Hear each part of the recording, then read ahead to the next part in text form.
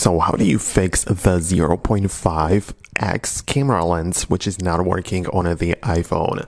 Let me explain it and show you some things you can do about it. And if it's your first time in here, subscribe and we can get started. So of course, the first step is to get inside of the camera app and make sure that you are inside of the regular photo mode, right? Because you can also be inside of the video, but you can also go to the portrait or panel or even more, right? And in those particular things, like if you go to the portrait, well, there it works completely different and we don't even have the ability to get to the 0.5. So make sure, as I said, to be inside of the regular photo and either tap on the 0.5 or use this gesture so you can gradually get there.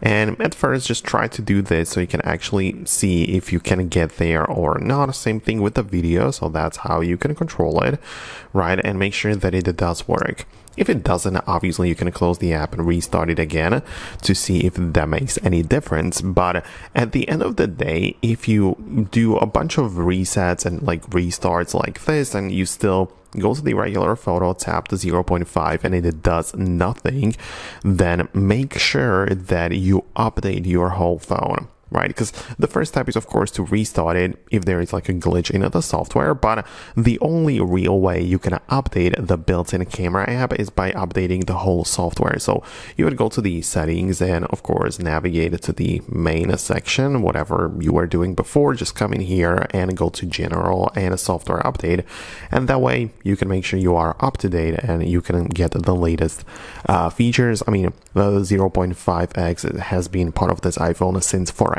but if it glitched out or became unresponsive, then this like general software update is the only thing in which it can help with.